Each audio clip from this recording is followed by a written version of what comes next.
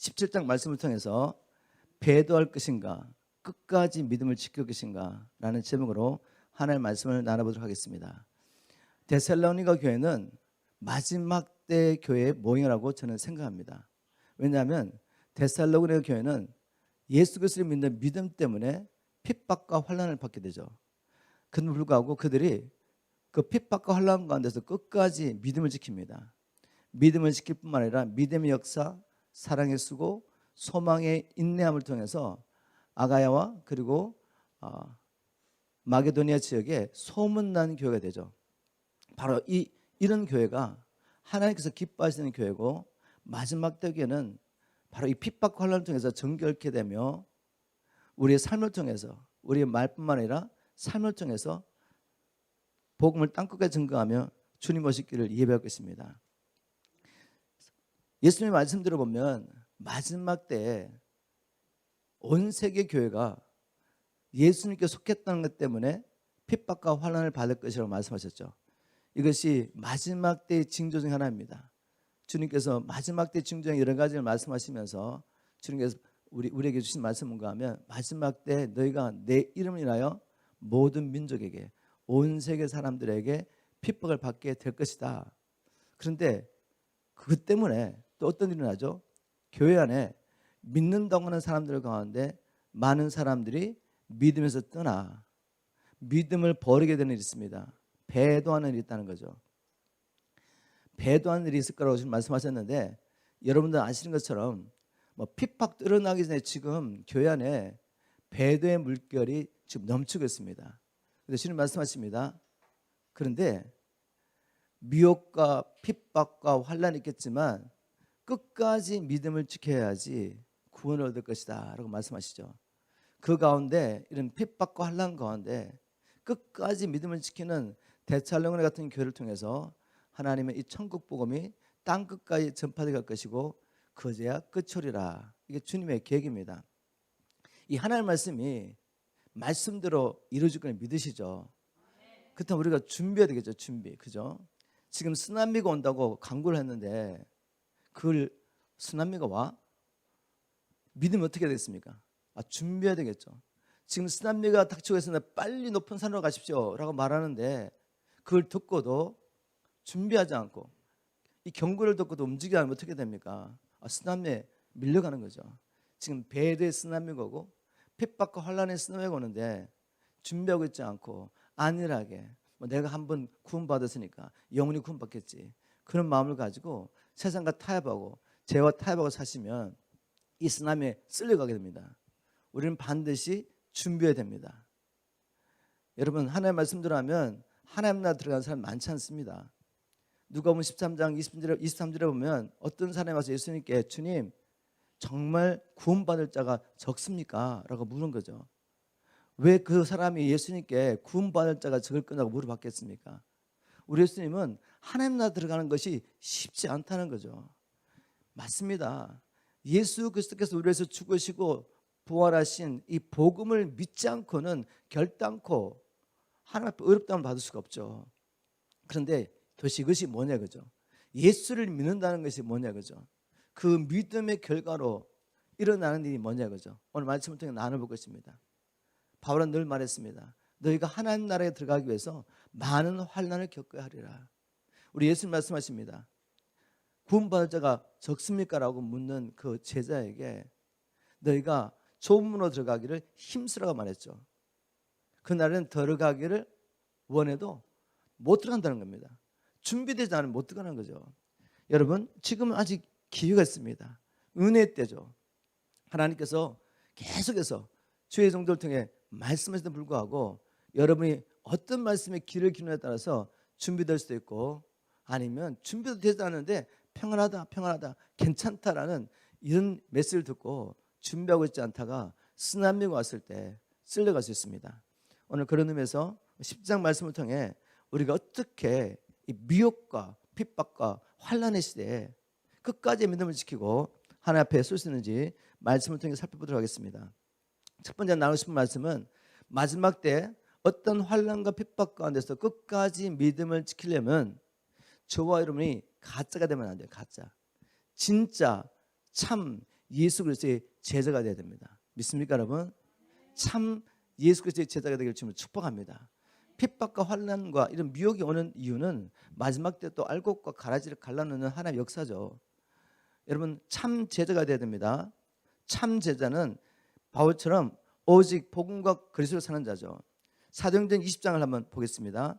20장 22절부터 보면 바울이 이제 예루살렘을 가려고 하는데 예루살렘을 향하여 계속 가면서 여러 도시를 지나는데 가는 곳마다 하나님의 백성들이 또 예언자들이 하는 말이 뭔가 하면 예루살렘에 가지 말라는 거죠. 거기 가면 핍박과 환란이 있다. 20장에도 지금 하나님의 사람들이 바울을 붙잡고 있습니다. 가지 말라고. 근데 바울이 이렇게 고백하죠. 20장 22절에 보니까 보라 이제 나는 심령의 매임을 받아 라고 말했는데 이 시므온 성경에는 심령의 매임을 받았다는 말은 거역할 수 없는 성령의 강한 힘에 이끌려 이 말입니다. 성령께서 강력하게 이끄시니까 지금 예루살렘에 가면 핍박과 환란이 있다고 말하지만 안 갈 수가 없다는 거죠. 보라 이제 나는 심령의 매임을 받아 예루살렘으로 가는데 저기서 무슨 일을 만날는지 알지 못하노라. 오직 성령이 각성해서 내게 증거하여 결박과 환란이 나를 기다린다 하시나 그럼 불고 가는 거죠. 왜요? 나의 달려갈 길과 주 예수께 받은 사명 곧 하나님의 은혜의 복음 증거하는 일을 마치려면은 나의 생명을 조금도 귀한 것을 여기지 아니하노라. 바울은 주님 만나고 난 다음에 인생의 목적을 깨달았습니다. 아, 내가 살아있는 이유, 이 땅에 살아있는 이유, 내가 예수 믿고 구원받은 이유, 그것은 사나 죽으나 복음을 위해서 그리스도 살게 하려 함이구나. 바로 그를 통해 하나님 나라 이루가는 하나님의 친백성으로 사는 것이 그가 살아있는 이유였습니다. 살아있는 이유가 그리스도로 해서 복음을 전가하며 하나님 나라를 이루어가는 것이라고 믿었기 때문에 복음 때문에 죽는 것은 무엇입니까? 영광이죠. 영광. 말할 수 없는 영광이기 때문에 나는 성령에 매여서 환난과 핍박이 있지만 안 갈 수 없다고 말하는 거죠. 바로 이러한 각오로 바울은 늘 살았습니다. 오늘 본문에 사도행전 17장은 바로 바울이 2차 전도여행을 떠나서 가는 중에 데살로니가에 이르게 됐죠. 17장 1절 2절을 다시 제가 시므온 성경을 보겠습니다. 그는 항상 복음과 그리스도 살면서 이제도 복음을 증거하기 위해서 떠난 것입니다. 제가 여러분 주님을 축복합니다. 우리가 정말 그리스도 예수 안에서 바로 이러한 목적으로 지음을 받았다는 확신이 계시고 우리가 그할 땅은 이곳이 아니라 장차 도래할 그 하나님 나라 우리가 그곳에서 영원히 살 거라는 것을 믿으신다면 나그네 살면서 복음 전하는 삶을 살 수 있게 주님을 축복합니다. 1절 2절에 쉬운 말씀 이렇게 기록하고 있습니다. 바울과 실라는 암비볼리와 아볼로니아로 그쳐 데살로니가를 갔고 거기에서 유대인 회당이 있었다. 바울은 늘 하는 대로 회당에 들어가 3번의 안식일에 걸쳐 성경을 근거로 사람들에게 말씀을 증거했다. 보이십니까 여러분? 바울은 어디를 가든지 복음을 증거하면서 말씀을 열어서 예수가 그리스도임을 하나님의 말씀을 선포했습니다. 자, 우리 한번 우리 자신에게 질문해 보기를 주님으로 축복합니다. 잘 한번 정직하게 내 자신에게 물어보십시오. 나는 인생의 답을 찾았습니까? 여러분 인생의 답을 찾는다는 말이 뭔지 아십니까? 왜 이 땅에 태어나셨으며 무엇을 위해 사시는지 그리고 이 세상을 마치고 난 다음에 이제 영원한 세상에서 여러분 어디로 갈 것인지 답을 찾으셨습니까? 예수를 안 믿는 사람도 자기 안에 영원을 사모하는 마음이 있습니다. 그래서 종교라는 게 생기는 거죠. 야, 죽음으로 끝나는 것 같지가 않아. 죽음 위에 뭔가 있는 것 같아. 그래서 종교를 찾지 않습니까? 근데 그 다른 종교에 답이 있습니까? 없죠. 하늘과 땅을 창조하시고 우리 인생을 창조하시고 모든 만물을 창조하시고 절대 주권을 가지고 지금도 세상의 역사를 이끌어 가시는 그 하나님께서 우리를 향한 답을 가지고 계십니다. 창조하신 분이 답을 가지고 계신 거죠. 그분을 만나서 인생의 답을 찾으시기를 주님을 축복합니다. 아직도 답을 찾지 못했다면 오늘 말씀을 통해 답을 찾으시기를 주님을 축복합니다. 많은 분들이 교회 다니면서 스스로 나는 주님을 만났다고 생각하고 죽으면 이제 영원한 하나님 나라로 들어갈 거라고 착각하고 계시는데, 삶을 보면 전혀 주님을 만난 것 같지 않습니다. 왜냐하면 예수를 믿는다고 하면서 여전히 구하고 부르짖고 찾는 게 뭔가 하면 세상의 것들입니다. 세상의 성공, 세상의 안일함, 세상의 평탄, 이런 것들을 구하고 있습니다. 아직도 땅의 것을 구하고 있는 거죠. 영원한 하나님 나라를 발견했다면 그런 것들을 구할 수는 없죠. 왜냐하면 먼저 주의 나라와 의를 구하는 자에게 이 모든 것은 따라오기 때문에 하나님 나라를 구하게 되는 것입니다. 답을 발견하신 분은 하나님의 나라를 구하면서 하나님 나라가 임하려면 반드시 이 복음이 전파되기 때문에 주님을 만나고 인생의 답을 발견한 사람은 바울처럼 항상 뭘 하죠? 복음과 그리스도를 살면서 누구를 만나든지 이 복음을 전할 준비를 하고 있는 것입니다. 여러분, 이렇게 준비하기를 주님을 축복합니다. 자, 그러면 왜 우리가 이 마지막 때 특별히 바울처럼 사나 죽으나 복음과 그리스도에 살겠다고 마음을 정하는 일이 필요합니까? 다시 말하면 참 예수 그리스도의 제대로 살기 위해서 우리가 몸부림쳐야 된다 이 말이죠. 죽으나 사나 나는 복음과 그리스도 살겠다, 하나님 나라를 구하며 살겠다고 작정한 일이 필요합니까? 제가 늘 말씀드리지만 마지막 때에 환난과 핍박이 있는데, 이 환난과 핍박은 이 세상에 존재한 후에 이제까지 없었던 환난과 핍박이라고 지금 말씀하셨죠. 큰 환난과 핍박 가운데 만일 우리가 나는 살아도 죽어도 주를 위하여 복음을 위해 하나님 나라에서 택함을 받는 하나님의 백성이라는 이 확신을 가지고 살지 않으면 어떻게 하겠습니까? 주님께 속했다는 것 때문에 핍박이 옵니다. 환난이 옵니다. 내 재산을 빼앗겨야 되고 내가 생명도 잃어버릴 수 있습니다. 감옥에 갇혀야 되고. 그렇다면 자기를 위해서 예수를 믿는 사람, 바로 다른 복음을 따라가는 사람들이죠. 여전히 자기가 주인 돼서 자기를 위해서, 내가 이 세상에 사는 동안에 세상에 필요한 것들을 위해서, 세상의 부귀영화와 또 세상에서 안정되고 평탄한 삶을 살기 위해서 나를 위해서 예수를 믿던 사람은 예수 믿는 것 때문에 핍박이 오면 어떻게 하겠습니까? 당연히 이 믿음 버리죠. 사실 그 믿음은 죽은 믿음인데 그 죽은 믿음까지 버리는 것입니다. 믿음 버리면 어떻게 되죠? 믿음 버리면 언에서 끊어지는 거죠. 하나님께로부터 돌이켜버리면 끝나는 겁니다. 바로 그렇게 되지 않기 위해서는 지금부터 성경을 통해서 복음이 무엇인지 깨닫고 예수를 믿는 것이 무엇인지 깨닫고 우리가 선택해야죠. 내가 그리스도와 함께 죽고 그리스도와 함께 영원히 살 것인가, 아니면 나를 위해 살다가 내 이 생명 잃어버릴 것인가.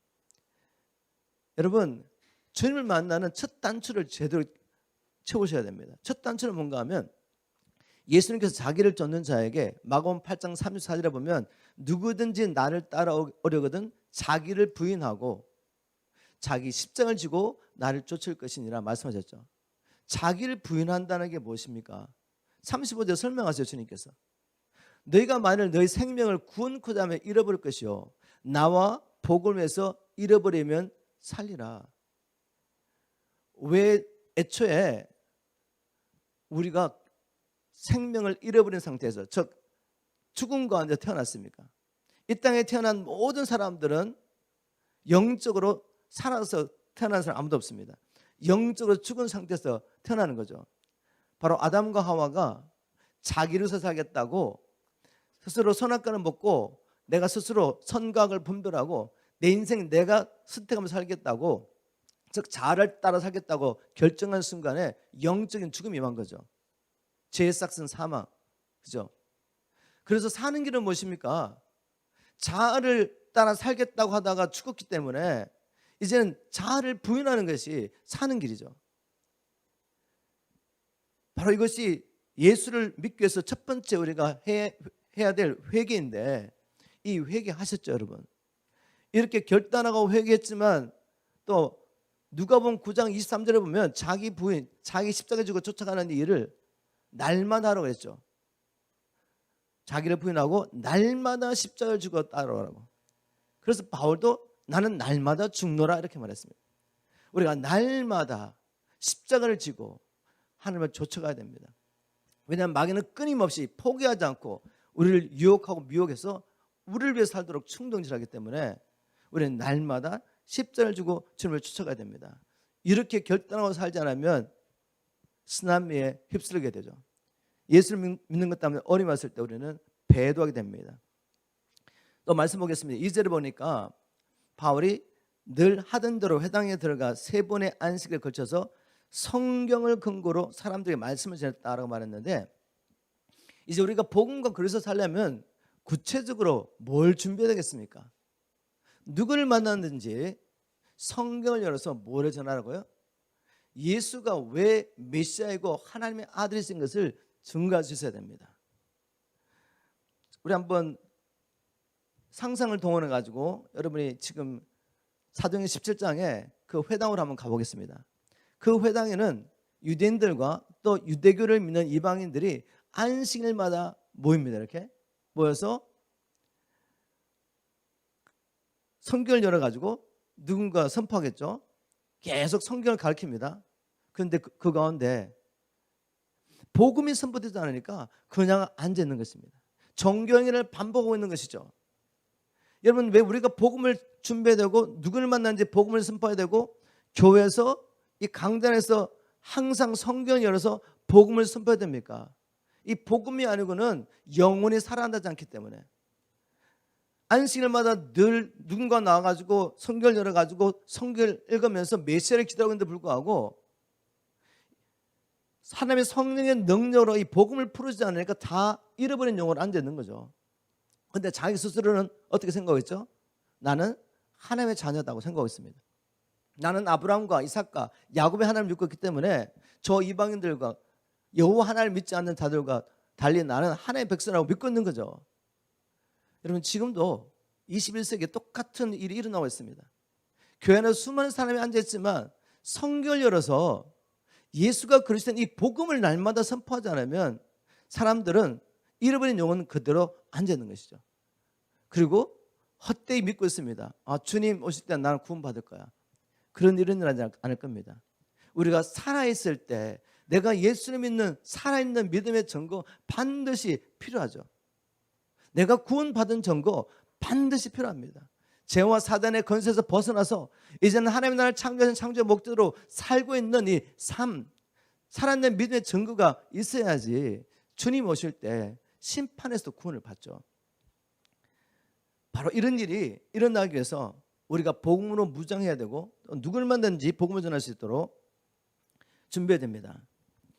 우리가 복음을 준비하고 누구를 만든지 복음을 증거해야 될 이유, 그것은 우리 인생에게 가장 시급하고 중요한 일이 언제 죽어도 하나님 앞에 섰을 때 의롭다함을 받기 위해서입니다. 여러분, 이 말씀 아시죠? 우리는 출생을 통해 세상에 들어왔죠.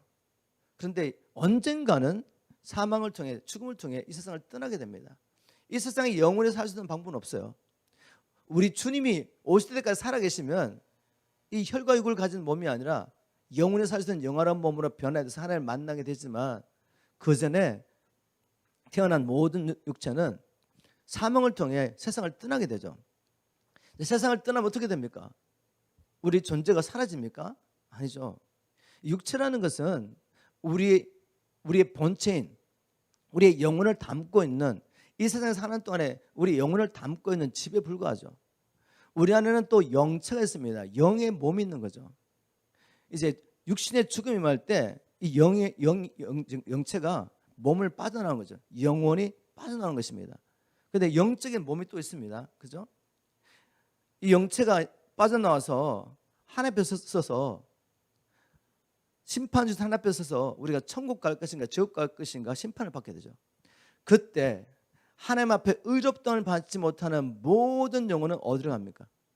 주님 오시기 전에 저 엄부라는 곳에 지옥이라는 곳에 떨어지는 거죠. 그래서 고통을 당하다가 이제 주님 오실 때 영원히 멸하지 않는 부활체를 입고 어디로 떨어지죠? 불못에 떨어지게 되는 것입니다. 이것이 모든 사람들의 운명이죠. 저와 여러분이 이 땅에 태어날 때 의인으로 태어나지 않고 아담과 하와의 자녀로 죄의 건설에서 이스라엘과 마귀의 건설에 태어나게 됩니다. 여러분 믿으시죠? 3대째 4대째 믿어도 태어날 때 의인으로 태어난 사람은 한 사람도 없습니다. 다 죄인으로 태어나는 거죠. 죄를 지어서 죄인이 되는 것이 아니라 죄인으로 태어나서 사단과 죄의 건설을 했기 때문에 죄를 짓는 것입니다. 사람들의 눈에 보기에 정말 선하게 보이는 사람들, 지금도 도덕적으로 깨끗하게 살려고 돌을 닦는 사람들이 얼마나 많습니까? 사람 보기엔 너무나 선한 사람이죠. 그러나 그도 예수를 알지 못해서 제3을 받지 못했다면 하나님 앞에 갔을 때 죄인이라는 판결을 받고 지옥에 던져지는 것입니다. 부자나 가난한 자나 유명한 자나 무명한 자나 남녀노소하고 예수를 만나서 생명 얻는 회개를 통해서 참으로 예수를 믿음으로 성령을 통해서 그리스도 예수 안에서 제사함 받고 그리스도와 하나 되지 않는 모든 사람들, 그들은 영원히 심판받는 곳에 가게 되는 것입니다. 여러분 이 사실을 믿으십니까?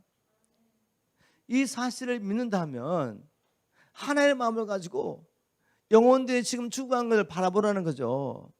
그렇다면 우리가 어찌 복음으로 무장돼서 그들에 가서 복음을 전하지 않을 수가 있겠습니까? 지금 순환매가 막 몰려오는 게 보여요. 우리 눈에는. 그죠? 그냥 있으면 5분 10분 안에 지금 여기 있는 사람 다 죽습니다. 그런데 남은 살겠다고 뛰어 올라가겠습니까? 아니죠. 가장 가까운 내 이웃, 내 사랑하는 가족들에게 여보 지금 여기 있으면 죽을 수밖에 없어. 다른 거 챙기지 말고 무조건 뛰쳐나와. 아이들에게도 무조건 뛰쳐나와. 그리고 끌고 어디 가겠습니까? 높은 산으로 가겠죠. 그런데 우리가 이 쓰나미를 보지 못하고 있다면 입으로는 예수를 믿는다고 말하고 한 번 죽는 것은 사람에게 정해진 운명이고 그 후에는 심판이 있다는 것을 말로 할 수 있지만 믿지 않는데 어떻게 살겠습니까? 그냥 종교행위 할 수밖에 없습니다. 교회 와서도 형식적인 예배를 드리고 그냥 인간적인 교전을 나누고 교회 와서 내가 필요한 어떤 프로그램을 찾고 내 필요해서 이 공동체가 나의 필요를 만나줄까? 그런 걸 찾아보고 그러고 사는 것입니다. 아니요 여러분, 정말 이 진리의 말씀이 열렸다면 우리가 정신을 차리고 우리가 복음으로 무장하고 참 예수의 제자로 살아야 되며 또 주위에 지금 선한 비고는데 불구하고 알지 못하는 사람들을 깨워줘야죠. 그래서 기도하고 복음 전해야 됩니다. 그렇다면 준비하셔야죠. 여러분 자신에게 물어보세요. 난 누구를 만나든지 성경을 열어서 이 복음을 전할 수 있냐 그죠? 많은 게 필요 없습니다. 이 복음이 복잡합니까? 제가 여러분이 뭐 다 아는 이야기지만 한번 묵상을 하십시오. 예수를 믿지 않고 그분과 연합하지 않고 회개하지 않아서 결국 육체를 벗고 난 다음에 심판을 받고 지옥에 떨어진다는 것을 한번 생각해 보겠습니다. 상상해 상상. 그죠? 왜냐하면 예수님은 이 지옥을 끊임없이 선포했습니다. 지옥이 없다면 예수님이 오실 필요가 없죠. 자기 형상을 따라 죄를 받은 하나님의 사람들이 그들의 죄를 말하며 영원히 멸망받을 수밖에 없는 거죠. 우리를 구원하시려고 오신 것입니다. 예수님이 선포했던 지옥, 마가복음 9장 48절에 보니까 그곳은 구더기도 죽지 않고 불도 끄지 아니하는 것이다. 구더기가 왜 지옥에 있겠습니까?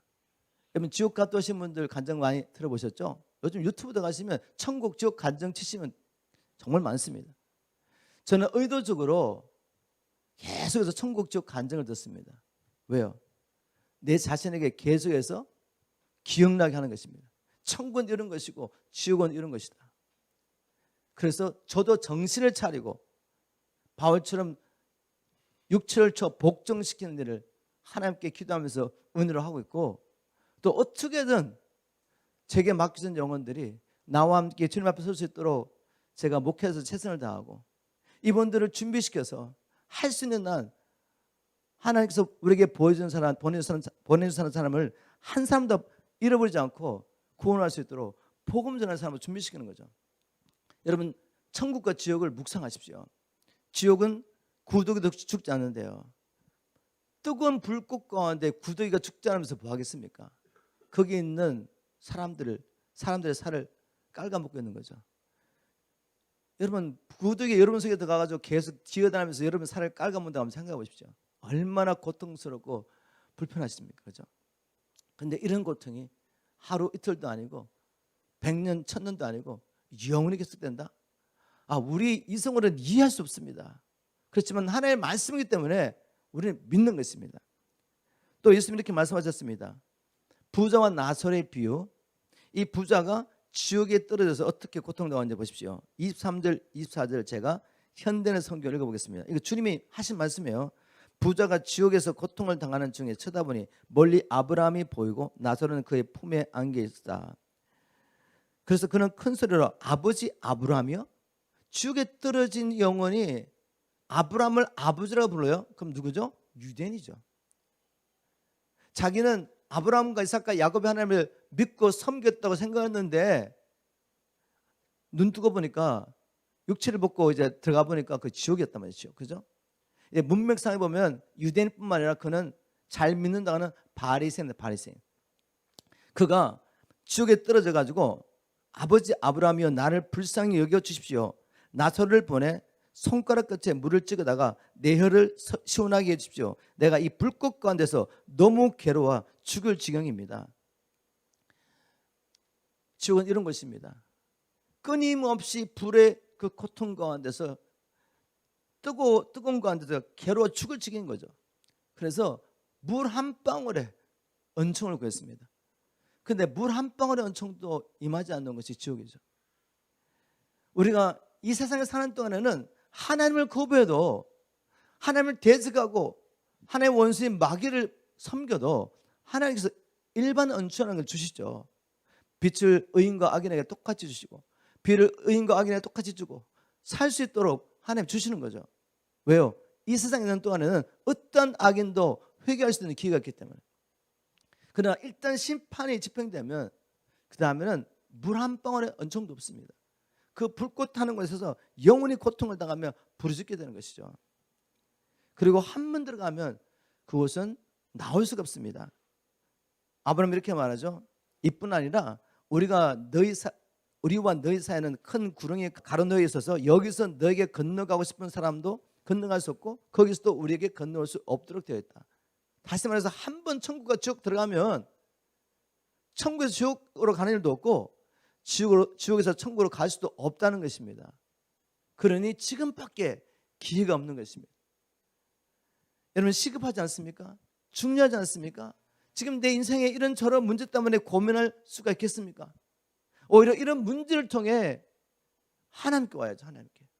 하나님께 와서 인생의 답을 찾고 이게 문제가 아니구나. 하나님의 얼굴을 구하고 하나님 나라를 구하기 시작하면 이런 문제가 더 이상 문제가 안 되고 인생의 문제가 해결 안 되는데 이 문제 때문에 나는 더욱더 땅에 소망을 두지 않고 하나님 나라를 꿈꾸며 살 수가 있는 것입니다. 그래서 문제가 해결되지 않는데 그 문제를 인해서 오히려 하나님과 더 깊은 교제를 들어가고 정결케 되며 복음과 그래서 사는 정말 하나님이 기뻐하시는 사람으로 준비가 되는 것이죠. 그래서 세상의 문제가 더 이상 문제가 되지 않습니다. 바울은 그 비밀을 깨닫고 난 다음에 어떻게 했습니까? 자기 연약함과 자기 부족한 것들을 자기 몸의 질병까지도 하나님 앞에 감사드렸죠. 자기 몸의 질병에서 이 문제를 해결하려고 3번이나 간절히 기도했는데 하나님이 응답하지 않습니다. 바울아, 내 은혜가 네게 족하다. 네가 연약하기 때문에 네게 그런 어려움과 문제가 있기 때문에 내가 너를 통해 더 강력하게 역사할 수가 있어. 네가 내게 더 의지할 수 있고 나를 붙잡을 수가 있고 그렇지 않으면 너를 통해 이런 기적과 표적이 일어나는데 네가 우상이 되지 않겠냐? 너도 사람인데 사람으로부터는 영광과 칭찬을 받지 않겠느냐? 그리고 내게 쓰임받고 네가 버림받으면 그건 내가 원하는 게 아니야. 바울같이 능력 있는 주의 종은 오히려 하나님께서 자기 문제 해결하지 못하는 문제를 허락하셔서 그 연약함을 통해서 자신도 하나님 은혜로 살고 있는 것을 깨닫게 하고 사람들도 보게 하고 그래서 끝까지 주님 앞에 쓰임받았던 거죠. 여러분 이제 우리가 이 세상의 문제로 생각하는 문제는 주님을 만나고 주님의 뜻 안에 들으면 문제가 되지 않습니다. 그때 그 문제가 해결될 수도 있고 문제가 해결 안 돼도 더 이상 문제가 되지 않는 거죠. 은혜의 통로가 되는 것입니다. 이 비밀을 깨닫게 되기를 주님을 축복합니다. 여러분 이제 이 주기에 들어가면 다른 사람을 전도할 수도 있고 전도할 수도 없습니다. 부자가 자기에게는 이제 소망이 없는 걸 알고 어떻게 합니까? 아브라함에게 부탁하죠. 27절에 보니까 그러자 부자는 제발 부탁입니다. 그렇다면 나사로를 내 아버지 집에 보내주십시오. 내 형제가 다섯인데 나사로를 보내 그들에게 경고하여 내 형제들만이라도 이 고통받는 곳에 오지 않게 하려고 애원합니다. 애원. 여러분 지금 기회 있을 때 주위에 있는 특히 가까운 형제자매들에게 가족들에게 복음 전하는 일, 기도하며 복음 전하는 일을 멈추지 마십시오. 여러분 힘들죠? 저희 가정에도 아직 주님 믿지 않는 큰형님이 계십니다. 근데 포기할 수가 없어요. 다른 영혼에서 기도하고 복음 전하는데 우리 큰형님이 안 받아준다고 제가 포기할 수 없잖아요. 계속 기도하면서 대화를 하지 않으려고 하시기 때문에 천국과 지옥 간증을 이렇게 좋은 걸 찾아가지고 보내드립니다. 들어보시라고. 그리고 기도하는 거죠. 하나님 성령이 감동하셔서 어떻게든 이걸 한번 들어보게 해달라고. 그죠? 그래서 가끔씩 보내죠. 처음에는 고맙다 그러시더니 두 번, 세 번 보니까 답이 없으세요. 그래도 계속 보내는 것입니다. 왜? 우리 형님이 이 멸망받는 곳에 가면 안 되니까. 그죠? 여러분 마찬가지입니다. 지금 살아있을 때는 전도할 기회가 있지만 이제 뭐 여러분은 지옥 안 가겠지만 지옥에서는 전도할 기회가 없습니다. 그래서 아브라함이 이렇게 말합니다. 아브라함은 그들에게 모세와 예언자들이 있으니 그들의 말을 들으면 될 것이다. 모세와 예언자들이 있다. 성경이 있지 않냐. 이 성경을 통해 또 복음을 전하는 내 백성이 있다. 내 증인들이 있다. 그들에게 들어야 된다. 그랬더니 부자가 아닙니다. 아버지 아브라함이 그렇지 않습니다. 죽었다가 살아난 사람이 가면 그들이 회개할 것입니다. 여러분 그렇게 생각했습니까? 초자연적인 기적이 일어나면 사람들이 주님 믿을 것 같습니까? 그렇다면 애굽에서 나온 이스라엘 백성들이 날마다 초자연적인 하나님의 역사를 경험하지 않았나요? 하늘에서 만나가 내리고 물이 없는 광야에서 하나님께서 반석을 통해 물을 먹이시고 40년 동안 옷을 새롭게 만들지 않는데 옷과 신발이 헤어지지도 않고 날마다 하나님의 놀라운 은혜를 경험하고 있죠. 기적이죠.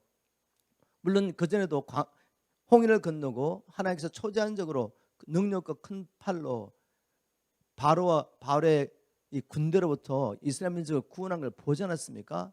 그런 초자연적인 일을 경험하고도 하나님을 배척합니다. 하나님 믿지 않아요. 그렇습니다. 지금 주의 종이 성경을 열어서 전하는 이 말씀을 듣지 않는 사람들은 초자연적 역사를 나도 믿을 수 없다는 거죠. 아브라함과 예언자들의 말을 듣지 않으면 비록 죽은 사람이 다시 살아난데도 그들이 믿지 않을 것이라고 말했다라고 기록했습니다. 여러분 정말 이 지옥이라는 것이 이렇게 실제적인 것이고 생명 없는 회개를 통해 진정으로 회개하고 예수 그리스도를 구주와 주님으로 믿지 않는다면 모든 사람이 이것에 떨어진다면 우리가 어떻게 살아야 되겠습니까? 복음의 빚진 자로 사는 것입니다. 그것이 바로 바울의 삶이었죠. 로마서 1장 14절 15절에 이렇게 기록했습니다. 헬란이나 야만이나 지혜 있는 자나 어리석은 자에게 다 내가 빚진 자라. 그리고 나는 할 수 있는 대로 로마에 있는 너에게도 복음 전하기를 원하노라. 고린도전서 9장 16절에 이렇게 기록했습니다. 내가 기쁜 소식을 전할지라도 자랑할 것이 없는 것은 내가 반드시 해야 할 일이기 때문입니다. 만일 내가 기쁜 소식을 전하지 않으면 나에게 불행이 닥칠 것입니다. 여러분 이 놀라운 복음을 가지고 이 복음을 말미암아 여러분이 영원히 멸망받을 것에서 구원을 받은 은혜가 있었고 우리를 구원하시기 위해서 자기의 생명이신 예수님께서 부탁하신 일이 아닙니까? 너희는 가서 천하 만민에게 이 복음을 전파해라. 때를 얻든지 못 얻든지 복음을 전파해라. 주님 부탁하셨습니다. 아버지께서 나를 보내신 것 같이 나도 너희를 보내노라. 인자 온 것은 잃어버린 자를 찾아 구원하려 함이니라. 우리가 다른 마을로 가자. 거기서도 전도하리니 내가 이를 위해 왔노라. 우리 주님은 잃어버린 영혼을 찾아 저 영광의 보좌를 버리시고 하늘과 땅의 창조주신 하나님께서 우리를 살리려고 이까지 오신 것이죠. 아버지의 본을 받고 그리고 우리에게 이 놀라운 구원을 자기의 생명값을 지불하심으로 우리를 구원하시고 우리의 죄를 용서하시고 이제는 우리에게 화목케 하는 이 직분을 감당하시며 이제는 너희가 가서 이 복음을 전파로 말했습니다. 이 주님의 마음을 깨달았던 거죠. 바울은. 그리고 그 그리스도의 사랑이 그를 강건하고 성령이 그를 사로잡아서 즉 성령에 충만한 거죠. 말씀 충만 성령 충만을 받고 그는 죽으나 사나 이 복음 전환을 위해서 자기의 생명도 아끼지 않는 삶을 산 것이죠. 하나님께서 이것을 우리에게 지금 요구하고 계십니다. 우리가 바울처럼 성령의 계시를 통해 이 복음을 깨닫는다면 이렇게 살 수밖에 없는 것이죠. 바울이 전한 복음 너무 간단합니다. 3절에 보니까 바울은 그리스도가 고난을 받은 뒤 죽은 자들 가운데 다시 살아나야 한다는 것에 대해서 설명하고 증명했다. 제가 여러분에게 전하고 있는 예수가 바로 그리스도이십니다. 복음 간단하죠? 이 복음은 뭐 외울 필요가 있습니까? 얼마나 간단한 복음입니까? 그리스도가 고난을 받은 뒤 죽은 자 가운데서 다시 살아날 것을 성경을 통해 왜 그분은 죽으셔야 되고 왜 부활해야 되시는지 그걸 증명한 것입니다. 이게 우리가 해야 할 일이죠. 자, 여러분 다 아시는 것 같지만 성령께서 깨닫게 해주지 않으면 이게 풀어지지 않습니다. 예수님이 왜 죽으셔야 됩니까? 그리스도는 우리를 구원하시는 그리스도는 왜 죽어야 합니까? 인생의 문제는 죗값을 지불하지 않아서 이 세상에 사는 동안에도 죄와 사단의 권세 아래서 즉 마귀의 지배 아래 살아가고 있는 이것이고 그래서 모든 불행과 저주와 고통과 질병과 나중에 사망까지 오는 것입니다. 그리고 죽고 난 다음에 어떤 일이 납니까? 죗값을 지불하지 못하면 하나님의 심판을 받아 영원히 멸망받는 곳에 가는 거죠. 성경에서 이것을 증명하는 것입니다. 그리고 이 죗값을 지불할 수 있는 사람이 이 세상에 아무도 없다는 걸 보여주는 것입니다. 의인은 없나니 하나도 없다. 우리는 태어나면서부터 모두 죄인으로 태어났다는 거죠. 그래서 내가 아무리 내 자녀를 사랑해도 내 자녀를 위해서 죽을 수 없는 거죠. 나는 내 죄 때문에 죽어야 될 인생이기 때문에 이 땅에 태어난 누구도 저와 여러분을 대신하여 죗값을 지불할 분이 없습니다. 그래서 하나님께서 창세전에 이것을 보시고 어린 양을 예배하셨고 구약의 모든 사건과 또 제사와 모든 걸 통해 내가 여인의 옷은 메시아를 보냈다고 말씀하시죠. 그리고 성령을 보내겠다고 말씀하십니다. 바로 예수님이 메시아로 오셔서 유월절 날 하나님께서 미리 작정하신 그때 유월절 날 어린 양이 저와 여러분을 대속하시며 십자가에 죽으신 것입니다. 이걸 증거하는 것이죠. 이 피가 아니고는 아무도 제사함을 받을 수 없다. 왜냐하면 심판주 되신 하나님께서 죄의 싹슨 사망을 했기 때문에 어떠한 경건한 행위로도 우리의 죄를 씻을 수는 없는 것입니다. 금식하고 기도하고 구제도 나의 죄를 씻을 수가 없어요. 피가 필요한 피, 생명이 죽는 일이 필요한 거죠. 죄의 싹. 그래서 예수님이 혈과 육을 가진 몸으로 이 땅에 오셨고 말씀대로 십자가에 죽으셨습니다. 여러분 이 사실을 믿으시죠? 그렇다면 하나님의 아들이 하늘과 땅을 창조하신 하나님이 뭐가 부족한 게 있습니까? 우리가 봐도 별 볼 일 없는 저와 여러분을 하나님이 이토록 사랑하셨다는 거죠. 자기 형상을 따라 지었기 때문에 내 자식은 남이 어떻게 보든지 간에 사랑스럽지 않습니까? 우리는 악함에도 불구하고 내가 낳은 자식을 내 형상을 따라 지음을 받은 내 자식을 그렇게 사랑하는 것이죠. 그런데 하나님은 선하십니다. 그리고 하나님은 사랑이 있습니다. 그래서 우리를 그냥 두고 볼 수 없는 거죠. 여러분이 얼마나 존귀한지 아십니까? 예수님의 생명값으로 산바된 거룩한 하나님의 자녀입니다. 이 정체성에 굳게 서 있으면 우리는 어떤 마귀의 세력도 어떤 환난도 이길 수가 있는 것입니다. 하나님이 나를 이토록 사랑하시고 나를 사랑하심으로 천사를 지금 보내놓으셨죠. 성령이 나와 함께 하시죠. 이 복음을 증거하는 것입니다. 그리고 이 메시아는 우리의 죄를 위해서 죽으실 뿐만 아니라 반드시 또 다시 살아나야 함을 성경을 통해 선포했습니다. 바울이. 왜 메시아는 우리의 죄값을 지불하기 위해서 죽으셔야 되지만 또 부활하셔야 됩니까? 바울은 말합니다. 로마서 4장 25절에 그의 죽으심을 통해 우리가 제상을 받고 또 그가 부활하심을 통해 우리가 의롭다함을 받았다라고 말합니다. 자, 이 말씀이 뭘까요? 우리 예수님이 나의 죄값을 위해서 죽으셔야지 내가 제상 받는 건 이해가 되는데 그분의 부활하심이 나의 의를 증거하고 있다라는 말이 무엇인지 설명하겠습니다.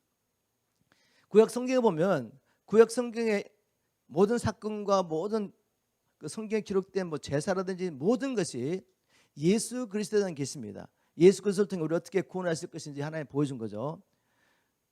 유대인들은 절기를 지켰는데 그 절기 중에 속죄일, 속죄일. 그 속죄일에는 대제사장이 1년에 한 번씩 피를 가지고 지성소로 들어갑니다. 지성소는 아무나 들어갈 수 없어요. 오직 대제사장이 들어갈 수 있죠. 대제사장도 피를 가지고 들어가야 됩니다. 자기도 그 피로 사함을 받고 그 피를 가지고 들어가서 이스라엘 민족의 하나님의 백성의 모든 죄를 속하기 위해서 들어가는 거죠. 그리고 복궤가 있고 복궤를 덮는 시온자라는 곳이 있는데 그 속죄서 위에 피를 뿌립니다. 피를 뿌리고 그 피를 하나님 받으시고 이스라엘 민족의 죄를 용서하면 대제사장이 살아서 그 지성소를 나오는 거예요. 그런데 어떤 이유에서 그 대제사장이 죽고 못 나와요. 그럼 아무도 거기 못 들어갑니다. 그래서 줄을 매가지고 줄을 달아놨기 때문에 끌어내는 거죠. 자, 이걸 보면 알 수가 있는 겁니다. 대제사장이 살아서 나오면 잔치를 벌립니다. 백성들이. 왜? 하나님께서 이 피를 받으시고 우리의 죄를 용서했다는 증거이기 때문에. 자, 이렇게 보면 예수님이 부활하셨다는 건 뭐죠? 우리 예수님이 우리의 죄값을 지불하시고 우리의 죄를 용서하시고 이 피를 하나님이 받으셨다는 증거로서 부활하시는 겁니다. 대제사장에서 우리 예수님이 사신 거예요. 아멘. 그래서 주님이 사셔야지 내가 죄 용서를 받았고 이제 예수 안에서 하나님 앞에 의인으로 설 수 있구나. 당당하게 담대하게 하나님 앞에 우리가 예수의 피를 믿어 나갈 수 있는 것입니다. 아멘. 믿습니까? 자, 주님이 또 부활하실 이유가 또 하나 있죠. 히브리서 2장 14절 15절에 보면 자녀들, 하나님의 자녀들 우리는 다 혈과 육에 속해 있습니다. 그래서 대성물이신 예수님도 혈과 육을 가진 사람의 몸으로 오셨죠. 왜요? 죽으시기 위해서. 제물이 되셔야 되니까. 그러나 죄가 없으신 분이 혈과 육을 가진 사람의 몸으로 오셔서 죽으셨습니다. 그 죽음을 통해 무슨 일을 이뤘죠? 사망의 권세 잡은 자 마귀를 이기셨습니다. 아멘. 예수님이 죽으심을 통해 사망의 권세 아래 들어가셨죠. 우리를 대신해서 죽으신 거예요. 그래서 한 3일 동안 이 사망의 권세 아래 있었습니다. 그런데 부활하심을 통해 사망의 권세 잡은 자 마귀의 머리를 깨뜨리셨죠. 주님의 부활은 뭘 증거하고 있다? 주님이 부활하심으로 성경이 예언했던 여인의 후손이 뱀의 머리를 깨뜨렸구나. 이게 바로 예수님 부활하신 사건입니다. 그래서 이제는 누구든지 예수 안에 있으면 사망이 우리를 주장할 수 없습니다. 우리가 육신적으로 죽어도 주님 안에 있기 때문에 주님이 사망의 권세를 이기고 부활하신 것처럼 우리가 예수 안에서 부활할 것을 믿으십니까? 이 부활 소망이 있기 때문에 복음 전하다가 예수를 믿는 것 때문에 죽게 될 상황이 벌어져도 죽음을 두려워하지 않는 것입니다. 핍박받고 죽고 갔던 숨겼던 사람들이 죽음을 두려워하는 사람이 아무도 없습니다. 왜? 이 부활 소망 때문에 내가 이제 죽음을 통해 주님을 만나게 되면 하는 이 기쁨 때문에 기꺼이 죽음을 받아들였지, 죽음을 두려워하는 사람은 아직도 부활 소망이 확실하지 않는 것이죠. 그리고 하나님 나라를 구하지 않습니다. 하나님을 만나기로 사모하지 않아요. 가짜들은 죽음을 두려워합니다. 예수를 믿는다 하면서도. 그러나 진짜들은 죽음을 두려워하지 않습니다. 이런 신앙을 가지게 될 주님을 축복합니다. 한 가지 더, 이 부활은 또 뭘 증거하냐면 로마서 1장 4절에 보면 주님께서 거룩한 영 성령을 통해 부활하심으로 예수가 하나님의 아들이심을 또 증거했습니다. 믿습니까? 예수님은 부활하심을 통해 하나님의 아들이심을 증거했어요. 그분이 하나님의 아들이라면 이제는 그분은 우리의 구주, 우리는 죄와 사단의 권세에서 하나님의 진노에서 구원할 뿐만 아니라 우리가 영원히 섬겨야 할 주님이시요 왕이신 것입니다. 여러분 믿으십니까? 예수님을 구주라고만 전하는 사람들이 있어요. 아니요, 여러분. 예수님은 우리의 왕이십니다. 우리의 주인이십니다. 왜 애초에 아담과 하와가 마귀의 종이 됐습니까? 하나님을 섬기는 것을 원치 않았기 때문에, 하나님을 믿고 그분께 순종함으로 그분을 우리가 섬겨야 되는데, 아담과 하와가 선악과 먹고 하나님 없이 내가 주인 되고 살려고 했을 때 어떻게 됐습니까? 자기가 주인인 줄 알았지만 사실은 영적인 원리는 뭐죠? 너희가 누구에게 순종하든지 그 순종을 받는 자의 종이 되는 것입니다. 마귀의 종이 된 것이죠. 중간 지대 없습니다. 내가 주인 되어 살 수는 없어요. 우리는 마귀든지 하나님이든지 둘 중에 하나를 섬길 수밖에 없는 그런 존재입니다. 근데 내가 아무리 하나님을 섬기고 싶어도 죗값을 지불하지 않으면 마귀의 노예된 상태에서 벗어날 수가 없어요. 죗값이 지불되지 않으면 의로우신 하나님 앞에 내가 서서 그분을 섬길 수가 없는 거죠. 예수의 피로 우리의 죗값을 지불하시고 이제는 그리스도 안에서 함께 부활하심으로 새 생명을 얻게 하시고 아들의 권세를 주시고 성령의 능력을 주셔서 넉넉히 주님을 섬기게 하신 것입니다. 마귀를 이기고 우리를 향하신 주님의 뜻을 이루게 하신 것이죠. 여러분, 이 복음이 얼마나 놀랍습니까? 이 마지막 때 우리가 어떤 핍박과 환난 가운데서 끝까지 믿음을 지키기 위해서는 무엇을 붙잡아야 되냐면 바로 이 복음을 붙잡으셔야 됩니다. 그리고 예수 그리스도의 참 제자로 사셔야 됩니다. 한 가지만 더 나눠보겠습니다.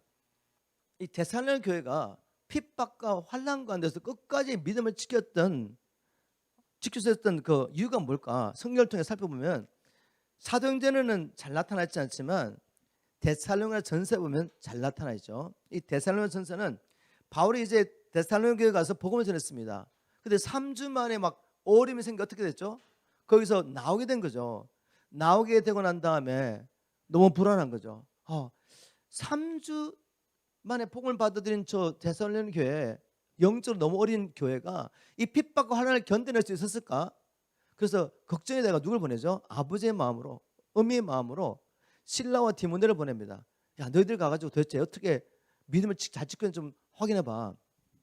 거기 갔다 와서 디모데와 실라가 정말 믿음의 역사와 그리고 또 사랑 가운데 수고하며 소망 가운데 인내하며 너무 잘 지내고 있습니다. 그리고 그들의 믿음의 주위에는 아가야와 마게도나에 있는 성도들에게 전파됐습니다. 바울이 너무 기뻤습니다. 그리고 쓴 편지가 뭐라고요? 데살로니가 전서. 거기에 뭐라고 기록됐냐면 4절 5절을 제가 쉬운 말씀 읽어보겠습니다. 하나님의 사랑을 받은 형제들아, 우리는 여러분이 하나님께 택하심을 받았다는 사실을 알고 있습니다. 그러기에 우리가 전한 복음이 여러분에게 단지 말로서만 아니라 능력으로, 성령으로, 큰 확신으로 여러분에게 깊숙이 닿았던 것입니다.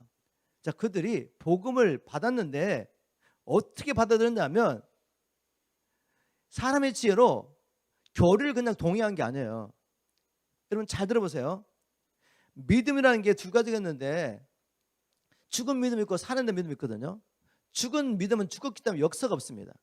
그런데 살아있는 믿음은 살아있기 때문에 믿음의 역사가 있다는 거죠. 내가 믿는 것에 대한 어떤 현상이 있습니다. 그죠?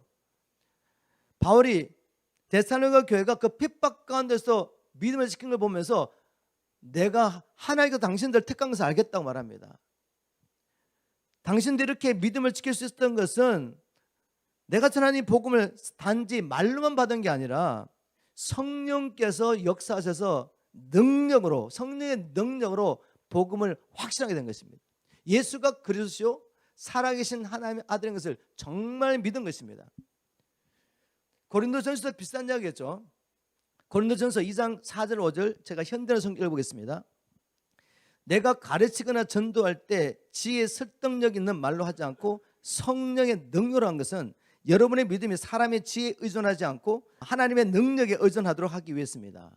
다시 말해서 사람의 지혜로 논리로 이해를 해가지고 교리를 그냥 받아들이는 것을 아멘하면서 믿는 사람이 있고 성령의 능력에 매가지고 자기 죄를 깨닫고 생명을 주님께 드리며 회개하며 정말 거듭난 사람이 있다는 말이에요. 무슨 말인지 아시겠습니까? 우리가 이 성령의 능력으로 메시지를 받게 되기를 저는 축복합니다. 그래서 뭘 하죠? 우리가 기도를 하는 거죠. 기도를. 저는 이 메시지를 놓고 계속 기도하고 주님, 이 PMC 성도들 여기 오시는 분들 또 인터넷 통해 듣는 분들 끊임없이 매주일마다 설교할 때마다 저는 성경에서 복음을 전하고 있습니다. 주님, 이 말씀이 성령의 능력으로 풀어지게 도와주시고 말씀에 사로잡히게 도와주십시오. 그렇다면 이 살아있는 믿음의 증거가 있겠죠. 복음을 따라 살며 복음을 전하면서 교회가 땅에 전전한 목적을 따라 살겠죠.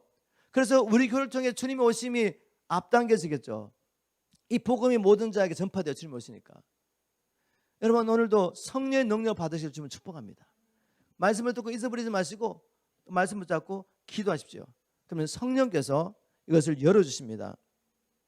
저도 한때 이 복음을 사람의 지혜로 믿었던 적이 있죠. 저는 믿는다고 생각했지만 지금 돌아보니까 제가 믿지 않은 거죠. 믿지 않을 때도 얼마든지 종교행위 열심히 할 수 있습니다. 전도도 하고 사람들 많이 교회 데려오고 교회를 열심히 하고 정말 제가 열심히 살았거든요. 그런데 바뀌지 않는 게 하나 있습니다. 세상에 나오면 세상 친구가 똑같이 노는 거죠. 똑같이 세상을 사랑하고 악습을 버리지 못하고 나를 위해서 살고 정말 어려운 삶을 살았습니다. 그런데 성령의 능력을 통해서 복음이 열어지면서 이제까지 알고 있다고 생각했던 그 복음이 열어지니까 제 삶이 바뀌었습니다. 내가 죄인인 걸 알겠더라고요. 아, 내가 진정 회개하지 않았구나. 내 생명을 주님께 드리지 않았구나 알게 됐습니다. 말씀을 묵상하다가 성령을 만나게 되고 회개하고 제 생명을 드리고 난 다음부터 인생이 바뀌었습니다. 제게 악습이 있었거든요. 저 담배를 아주 어릴 때부터 피웠습니다. 이게 끊어지지 않았는데 주님 만나고 난 다음에 담배 냄새를 맡을 수가 없게 됐죠. 그 외에 여러 가지 악습들이 제가 노력해도 안 되던 게 끊어지는 거죠. 그리고 한 가지 중요한 일이 일어났습니다. 갑자기 영혼들이 보이는 거죠. 저들에게 복음을 전파해야 된다고 생각한 거 아닌 것 같아요. 자동적으로 복음을 전한 것 같습니다. 그리고 들었던 말씀들이 기억나서 입을 열면 복음을 선포하는 거죠. 영혼들이 주님을 만나게 되고 저를 통해 또한 예수님의 제자로 양육이 되고 이런 일이 일어나기 시작한 거죠. 그래서 저는 선교단체를 시작하려고 한 게 아니라 어느 날 보니까 제 주위에 사람들이 모였더라고요. 근데 주님이 일을 하시는 거죠. 여러분, 제가 왜 간증하냐면 우리가 얼마든지 사람의 지혜로 하나님 믿을 수 있습니다. 머리로 다 이해할 수 있어요. 그런데 이 믿음이 죽은 믿음이면 역사가 없습니다. 죄를 이길 수가 없어요. 여전히 죄에 끌려다니는 거죠. 물론 제가 이렇게 말씀드리겠습니다. 바울도 마찬가지고 모든 사람들이 죽을 때까지 죄와 싸워야 됩니다. 그죠? 우리가 쓰러지고 넘어질 때가 있죠. 그런데 우리 삶을 포기할 수는 없습니다. 다시 일어나서 이 길을 가게 되는 거죠. 하나님의 은혜 때문에. 주님은 언제나 제 옆에 계셨습니다. 제가 쓰러지고 넘어질 때 저를 정죄하는 것이 아니라 아버지의 눈물과 마음으로 제 옆에 계시면서 제게 다시 한번 아들아 일어나라 다시 가자 라고 저를 끌어주시며 여기까지 오게 하신 것이죠. 여러분, 여러분의 삶과는 이런 있기를 주님으로 축복합니다. 진정으로 거듭나시고 진정으로 예수 그리스도의 참 제자가 되셔서 이 복음을 누리며 이 복음을 전하며 살아야 됩니다. 말씀을 마무리하겠습니다. 제가 쓰나미 이야기했죠, 그죠? 지금 쓰나미가 이미 지금 왔습니다. 제가 보기에는 배도의 물결이 일어나고 있고 이제 두 번째 쓰나미가 모든 민족에게 예수를 믿는 것 때문에 핍박과 환난이 오게 되는 이 시간에 오고 있습니다. 이때 우리가 준비되지 않으면 어떻게 되죠? 쓰나미에 밀려가는 겁니다. 주님 마태복음 7장에 말씀하셨죠. 산상순을 통해서 이렇게 말씀하십니다. 너의 의로운 삶이 바리새인과 서인가보다 낫지 않으면 아무도 하나님 나라에 들어갈 수가 없다. 또 말씀하십니다. 7장 21절에 나를 불러 주여 전하는 자마다 다 천국 가는 것이 아니라 오직 내 아버지의 뜻대로 행하는 자에 들어가리라. 다시 말해서 너 나를 믿느냐? 그렇다면 살아있는 믿음의 증거로서 삶을 보여달라는 거죠. 그 삶을 통해서 하나님께서는 마지막 날 심판하십니다. 믿음으로 구원을 받는데 그 믿음의 증거를 보자는 것이 마지막 심판 때의 기준이죠. 믿음의 증거. 선한 삶을 살았느냐? 아니면 악한 삶을 살았느냐? 너희가 내 뜻대로 살았느냐? 아니면 여전히 너를 위해 살았느냐? 이거 물으시는 거죠. 이렇게 말씀하시고 난 다음에 이 말을 듣고 순종하면 어떻게 되죠? 너희 집을 반석 위에 지은 사람은 같아서 우리 식으로 말하면 이 미혹의 쓰나미, 핍박과 환난의 쓰나미가 와도 흔들리지 않는다는 거죠. 그러나 이 말을 듣고 순종하지 않으면, 지키지 않으면 어떻게 되죠? 쓰나미가 오면 다 무너집니다. 여러분 선택하세요. 선택. 우리가 육체를 벗고 나는데 주님 만나는 것보다 더 시급하고 중요한 일이 어디 있겠습니까? 지금 우리 주 일어나는 이런 문제에 집착하지 마십시오. 여러분, 이 문제를 통해 주님께 가십시오. 그리고 지금도 사단의 권세에서 고통당하는 저들을 바라보면서 주님의 마음을 주십시오. 이런 메시지를 듣고도 여전히 깨어나지 않고 메시지 좋으셨어. 근데 잊어버리시면 그럼 심각하게 회개하셔야 돼요. 하나님, 나의 영혼을 깨워주십시오. 그래서 우리가 부흥에서 기도합니다. 주님, 이 땅에 남은 자들의 영혼을 깨워주셔서 지금 쓰나미고 오는 것을 보게 도와주시고 깨어나 준비하게 도와주십시오. 그리고 말씀했다면 많은 영혼들을 주님 앞에 인도할 수 있게 도와주십시오. 그래서 주님, 우리에게 마지막 때 약속하신 이 부흥을 주십시오라고 기도했습니다. 저와 함께 이 마음으로 부흥에서 기도하며 내가 먼저 깨어나서 많은 영혼들 주님 앞에 인도하며 우리가 예수 그리스도의 참 제대로 살다가 마지막 날 주님 앞에 함께 서기를 주님으로 축복합니다.